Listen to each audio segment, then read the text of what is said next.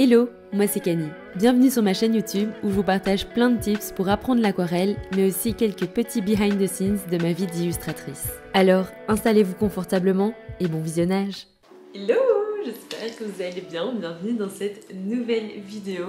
Au moment où je vous tourne cette vidéo, je viens de rentrer de vacances. J'étais dans le sud de la France avec ma famille, le Luberon, et j'ai visité l'écomusée de l'Ocre à Roussillon et c'était super intéressant. J'ai appris plein de trucs. En tant qu'aquarelliste, artiste, fan des pigments, c'était vraiment un peu le paradis. J'ai traîné mon frère, ma soeur et mon copain avec. Eux aussi ont vraiment adoré. Donc si jamais vous passez dans le coin, n'hésitez pas à aller leur faire un petit tour. D'ailleurs, ils proposaient pas mal d'ateliers plus pratiques. Nous, on n'en a pas fait, on a juste fait la visite du musée. Tout ça pour vous dire que ce musée m'a donné cette idée de vidéo, c'est-à-dire de vous présenter en fait ce que j'achète quand je voyage.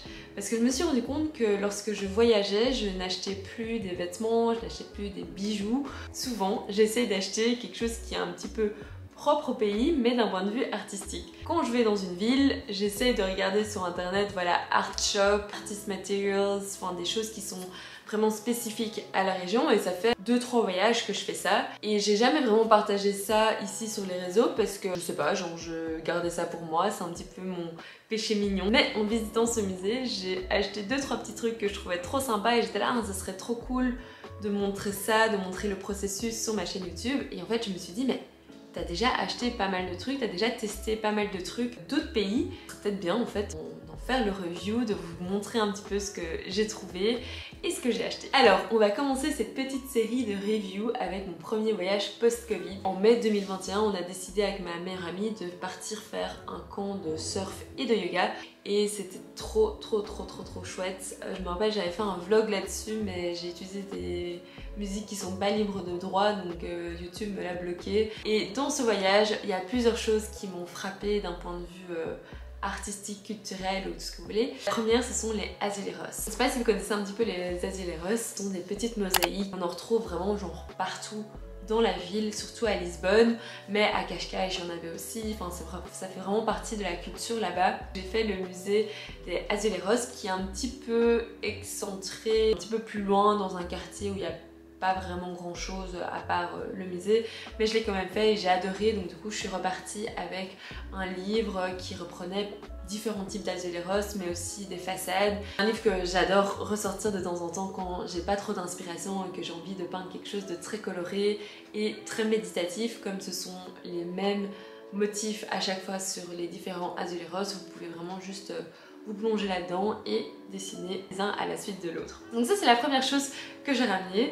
Deux autres choses beaucoup plus concrètes d'un point de vue artistique. Je les avais déjà vues dans un magasin ici à Bruxelles. Et je ne savais pas du tout que ça venait du Portugal. Ce sont des espèces de pastels / aquarelles. Ils se présentent comme ceci. Ça s'appelle Yarco Art Graph et en fait c'est marqué que ça vient du Portugal. Ça vient pas de Lisbonne, ça vient des Açores, des îles portugaises. J'en ai acheté quelques-uns. Ce qui est intéressant, c'est qu'on peut dessiner avec le pastel et puis après genre venir avec son pinceau ou alors directement utiliser le petit pastel pour venir peindre comme si c'était de l'aquarelle. J'avoue que je les ai achetés, je les trouvais super pigmentés, je trouvais les couleurs très jolies parce que c'était de nouveau des couleurs terre, le jaune ocre, le brun, donc j'étais super excitée à l'idée de les utiliser. Et en fait au final, ça fait 1 an que je les ai ramenés et je les utilise pas tant que ça, simplement parce que je trouve pas ça hyper pratique.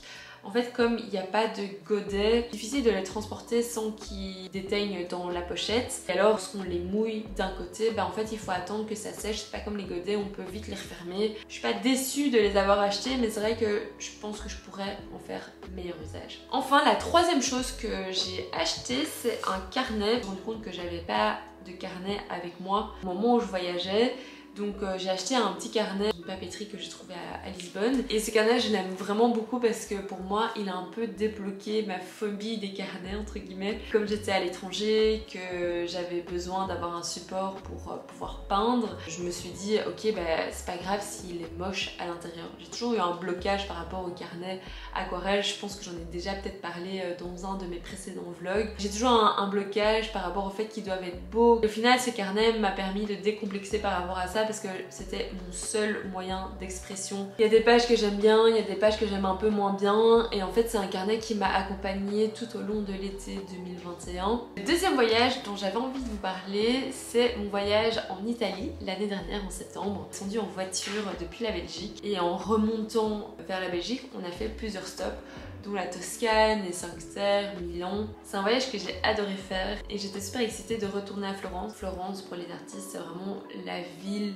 number one, je pense, peut-être avec Paris. Vous avez des artistes dans tous les sens, c'est hyper inspirant. À Florence, il y a le magasin Zecchi, quand même assez connu dans le milieu artistique. Ils vendent vraiment plein de choses. Ils sont à côté du Duomo, donc c'est vraiment super facile d'accès. Donc j'arrive là-bas, là je découvre toute une panoplie d'aquarelles artisanales. Je discute un petit peu avec le monsieur qui me dit que les aquarelles sont faites à Volterra ou Montepulciano, je sais plus trop, et que c'était une petite famille qui les faisait. Donc j'étais super excitée à l'idée de tester ces aquarelles. Donc j'ai acheté quelques tubes et c'est marrant de vous en parler comme ça, mais j'ai vraiment été super déçue en fait de la qualité. Je sais pas si c'est parce que j'ai acheté les tubes et que il faut mieux les utiliser directement, mais moi j'utilise vraiment des tubes depuis des années et j'ai jamais eu ce genre de rendu là. Il y a des couleurs qui étaient complètement transparentes, couleurs que j'ai payé quand même assez cher, par exemple le doré, qui avait pas de doré en fait au final, c'était super transparent. D'autres couleurs qui séchaient un petit peu moins bien, plus difficile de réactiver la couleur. On me vend du rêve, on me dit que c'est une petite production, que c'est une petite famille. Derrière, je trouve que la qualité elle suivait pas trop. Après, c'est le jeu aussi avec les aquarelles artisanales, il y a un badge qui peut être très bien et moi j'ai peut-être pas eu de chance et que je suis tombée sur le badge qui ne fonctionnait pas. Bref, mauvaise expérience, tant pis, c'est pas grave, that's life hein. Mais ce n'est pas la seule chose avec laquelle je suis repartie d'Italie. En fait, quand on est remonté à Milan pour voir ma soeur qui était en Erasmus. Et en faisant mes petites recherches, je me suis rendu compte que la marque Maimeri vient de Milan. J'ai acheté, je pense, 2 ou 3 tubes de Maimeri. J'étais super excitée de les tester et effectivement, c'est vraiment de la très bonne qualité. Couleur qui se réactive super facilement et c'est vraiment très agréable de peindre avec. Donc vraiment, j'étais assez surprise du rendu. Et alors, la troisième chose que j'ai ramené d'Italie, c'est un magnifique carnet de nouveau acheté à Milan. Et en fait, il est tellement beau que j'ai pas encore osé y toucher. Donc ça c'est un peu mon problème et mon blocage par rapport au carnet, c'est que quand il est trop beau, j'attends un petit peu l'occasion de moment pour l'inaugurer et j'ai pas encore inauguré ce carnet. Si jamais vous voulez, je mettrai le lien papeterie dans laquelle je l'avais acheté. De nouveau, petite papeterie, petite famille. J'adore en fait soutenir petits magasins indépendants comme ça. C'est tout pour l'Italie.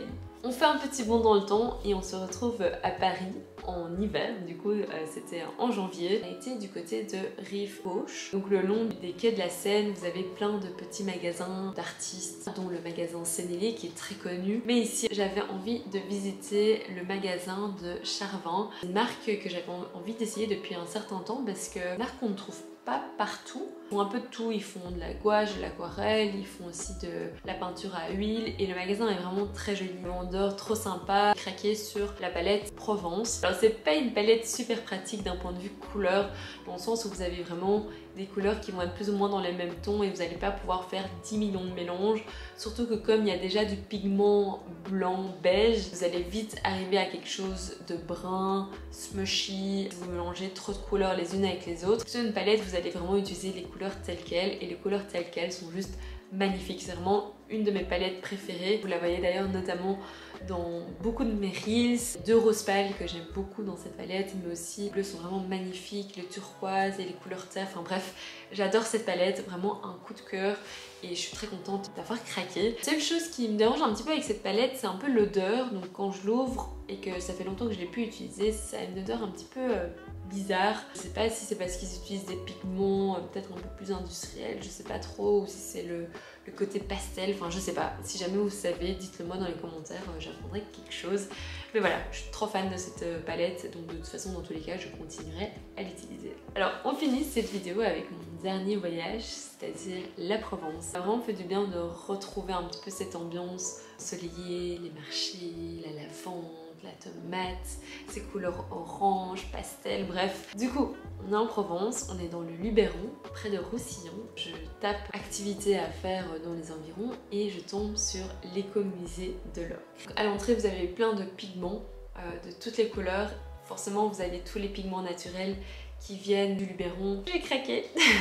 Donc c'est vrai que je ne m'étais jamais vraiment intéressée sur le processus de faire l'aquarelle. Pendant la visite, le guide nous a un peu expliqué comment on faisait, montré un petit livre. Il y avait plusieurs recettes pour faire de la peinture, notamment du tempéra, de la gouache, de l'aquarelle. Donc je me suis laissée tenter et j'ai acheté différents pigments ainsi que de la gomme aramique. J'ai acheté principalement des pigments qui viennent de là parce que je trouvais ça justement intéressant d'avoir quelque chose qui était naturel et en même temps de ramener un souvenir de vacances, un petit peu à l'instar de ce que je vous ai montré dans cette vidéo. Il me reste plus qu'à mettre la main à la pâte et essayer de faire mes propres aquarelles. Je pense que je filmerai le processus parce que c'est quelque chose qui m'a toujours fascinée. Si vous me suivez depuis un petit moment, vous savez que mes aquarelles préférées sont souvent des aquarelles artisanales. Super excitée de commencer cette aventure. D'ailleurs, si jamais vous avez des tips, des conseils, des chaînes YouTube, des comptes Instagram à me recommander pour se lancer dans sa propre fabrication d'aquarelles, n'hésitez pas à me les mettre en commentaire. Donc voilà, je sais pas trop encore quand je vais trouver le temps de me lancer dans cette aventure,